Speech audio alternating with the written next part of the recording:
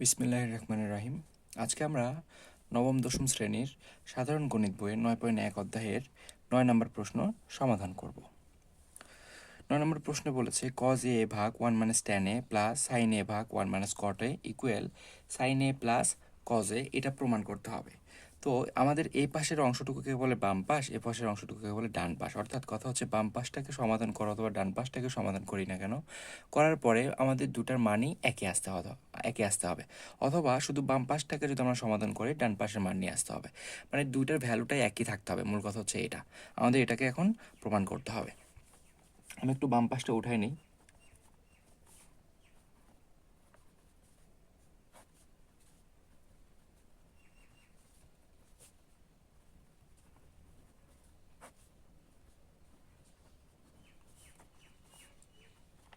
দেখুন, আমি বাম পাশটি উঠিয়ে নিয়েছি।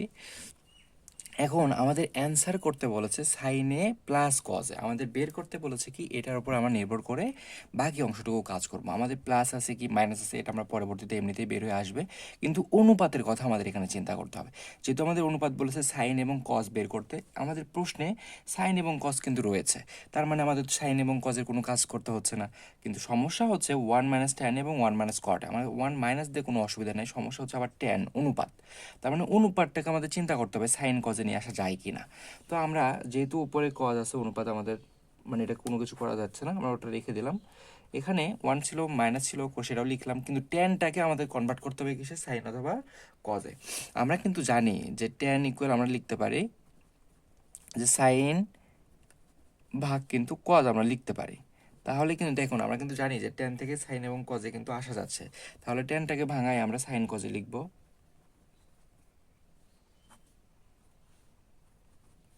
প্লাস ছিল প্লাস দিলাম, উপরে সাইন ছিল সাইনও লিখে নিলাম, নিচে 1 ছিল মাইনাস, কিন্তু আমাদের পরিবর্তন করতে হবে শুধুমাত্র অনুপাতটাকে। যেহেতু কট আছে, কট সমান আমরা জানি কি কটটা ট্যানের বিপরীত, তাহলে ট্যানের যে মানটা হয়েছে সেটা কিন্তু কটের মানটা উল্টায় যাবে। বিপরীত মান মানে কি উল্টায় যাবে, তাহলে যেহেতু সাইন ভাগ কস ছিল ট্যানের মান, তাহলে কটের মান হবে কস ভাগ সাইন লেখা যায়। আবার একটু খেয়াল করুন যে উপরে কস ছিল, আমাদের কস কিন্তু ওরকমই রাখা যায়, কিন্তু নিচে এসে দেখা যাচ্ছে যে আমাদের ভগ্নাংশটা কি অন্য একটা অংশের সাথে মাইনাস আকারে আছে, অথবা মাইনাস অথবা প্লাস আকারে যদি থাকে তাহলে আমরা সেখানে লসাগু করতে পারি। যেহেতু এটা হরের হরের লসাগু হয়, এখানে কজ আছে কিন্তু এই ভগ্নাংশের নিচে কোনো কিছু নাই, সেজন্য আমাদের মনে মনে 1 ধরে নিতে হবে। তাহলে 1 এবং কজের লসাগু যদি আমরা করি তাহলে আমরা কিন্তু কজই পাই। এরপরের অংশ, আমরা প্রথম অংশে যেহেতু কাজ করবো, প্রথম অংশে হর আছে 1 দ্বারা এই লসাগুকে ভাগ করলে কজই পাওয়া যায়। কজ দ্বারা যেটা যেটা পাইছি আমরা সেটার দ্বারা উপরের লবটাকে গুণ করতে হয়, যেহেতু 1 ছিল কজ দ্বারা গুণ করলে আমরা কজই পাই। মাইনাস ছিল মাইনাস লিখলাম। এরপরে এই অংশ পরবর্তী অংশে কজ ছিল আমাদের হরের অংশ, তাহলে এই কজ দ্বারা যদি লসাগুকে ভাগ করি আমরা একই জিনিস, তাহলে কাটাকাটি করে 1 পাই। 1 পাইলে সেই 1 দ্বারা উপরের অংশটাকে গুণ করলে আমরা সাইনই পাই। এরপরে প্লাস ছিল প্লাস লিখলাম, এ পাশে উপরে সাইন ছিল সাইন লিখলাম, নিচে একই রকম করে এখানেও কিন্তু লসাগু হয়। তাহলে লসাগু কত হয়, নিচে 1, তাহলে 1 এর সাইনে লসাগু করলে সাইনই হয়। আমরা এখানে লিখতে পারি যেহেতু লসাগু করার পরে যে মানটা হয়েছে এটা হর দ্বারা ভাগ করতে হয়, যেহেতু 1 ছিল সেহেতু 1 দ্বারা ভাগ করলে সাইনই পাই। সাইন দ্বারা আবার উপরের 1টাকে গুণ করলে ওই সাইন চলে আসে। মাইনাস ছিল মাইনাস, সাইন সাইন কাটা যায়, কাটা গেলে 1 পাওয়া যায়, 1 দ্বারা কসকে গুণ করলে কজই পাওয়া যায়। এখন আমরা জানি যে একের অধিক যদি ভাগ আকারে থাকে তাহলে মেইন ভাগটাকে গুণে প্রকাশ করে নিচের মানটা উল্টায় যায়। তাহলে উপরে আমাদের কস ছিল, আমরা কস আগে লিখে নিলাম। আমাদের মেইন ভাগ কিন্তু এইটা ছিল, আমাদের মেইন ভাগ এটা ছিল। মেইন ভাগটাকে যদি আমি গুণে প্রকাশ করি নিচের মানটা আমাদের উল্টা যাবে, অর্থাৎ যেহেতু এখানে হরে ছিল কস, কসটা তাহলে উপরে চলে যাবে এবং নিচে আসবে কিন্তু কস এ মাইনাস সাইনে। এরপরে প্লাস ছিল, এখানে প্লাস লিখলাম। একইভাবে এই পাশেও কিন্তু হয় যে সাইনে যদি লিখি আমার মেইন ভাগটাকে, যে মেইন ভাগ এই মেইনটাকে গুণে প্রকাশ করলে নিচের মানটা উল্টায় যাবে, তাহলে উপরে যাবে সাইন, নিচে থাকবে sine A minus cos A. এখন এই অংশ সবসময় মনে রাখতে হবে, এটা কিন্তু ভগ্নাংশের সাথে যদি গুণ থাকে তাহলে মনে রাখতে হবে এটা সবসময় কার সাথে গুণ হয়, উপরের অংশের সাথে গুণ হয়। আমরা যদি উপরের অংশের সাথে গুণ করি তাহলে কি পাওয়া যায়, যে কজ আর কজ গুণ করলে কজের উপরে স্কোয়ার কিন্তু আমরা পাই। আর নিচে যেটা ছিল কজ এ মাইনাস কি সাইন এ পাওয়া যায়। প্লাস ছিল প্লাস লিখলাম।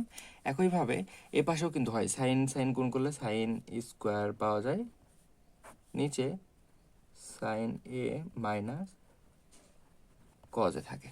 এখন আমাদের এখন আমাদের প্রয়োজন কি? এখন আমাদের প্রয়োজন, দেখুন আমরা নিচে কিন্তু দুটা অংশ কিন্তু কি আকারে আছে, ভগ্নাংশ আকারে আছে, তার মানে আমরা এখানে কিন্তু লসাগু করতে পারি। আমরা যদি লসাগু করি তাহলে আমাদের উপকারটা কি আসতেছে, আমাদের লসাগু কিন্তু দুইটাই যেহেতু আলাদা, তার মানে দুইটা আলাদা থাকলে দুইটাই লসাগু আকারে গুণ আকারে চলে যায়। কিন্তু আমরা যদি একটু খেয়াল করি যে কোনো একটা যদি আমরা একটু পরিবর্তন করি, মানে আমাদের যেহেতু কজে মানে সাইনে, মানে এখানে দেখা যাচ্ছে যে অনুপাতের আগে একটাতে প্লাস একটাতে মাইনাস, কিন্তু এখানে গিয়ে দেখা যাচ্ছে তার উল্টাটা আছে। আমরা যদি এটাতে মাইনাস কমন নিই তাহলে কিন্তু আমাদের চিহ্নগুলো কি হয়ে যায়, পরিবর্তন হয়ে যায়। চিহ্নগুলো কি হয়ে যায়, পরিবর্তন হয়ে যায়। আমরা কিন্তু লিখতে পারি তখন কজ স্কোয়ার এ ছিল এখানে, নিচে কিন্তু এটাকে যদি আমরা রেখে দিই, আমরা এই অংশটাকে রেখে দিয়েছি, দিয়ে আমাদের ওপরে এটাও কোনো কাজ করছি না আপাতত। এখানে কিন্তু আমরা যদি মাইনাস কমন নিই তাহলে কিন্তু আগেরটার মতনই চিহ্ন চলে আসে, তখন কিন্তু লসাগু করলে কিন্তু আমাদের আবার কি পাই, একটা অংশ কিন্তু পাচ্ছি, তাহলে দুইটা অংশ কিন্তু আর গুণ করা লাগতেছে না। এই জন্য আর মাইনাস যদি কমন নিই তাহলে মাইনাস আমার চিহ্ন পরিবর্তন, যদি কজের আগে মাইনাস ছিল সেটা প্লাস হয়ে যাবে, সাইনের আগে প্লাস ছিল সেটা মাইনাস হয়ে যাবে। এখন এই মাইনাস আর প্লাস দ্বারা গুণ করলে মাইনাসই পাওয়া যায়, তাহলে উপরে ছিল আমাদের কজ স্কোয়ার, নিচে কজ এ মাইনাস সাইনে, তাহলে প্লাস মাইনাসে সরি প্লাস মাইনাসে মাইনাস হয়,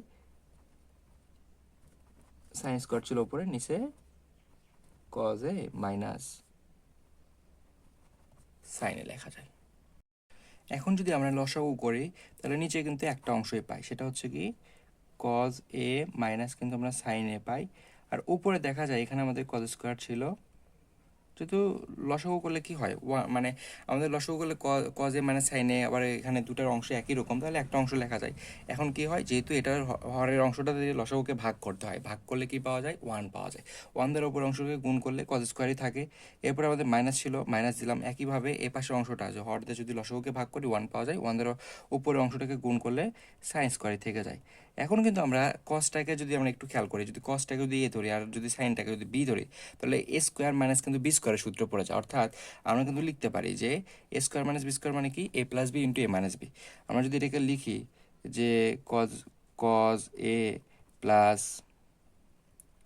সাইন এ ইন্টু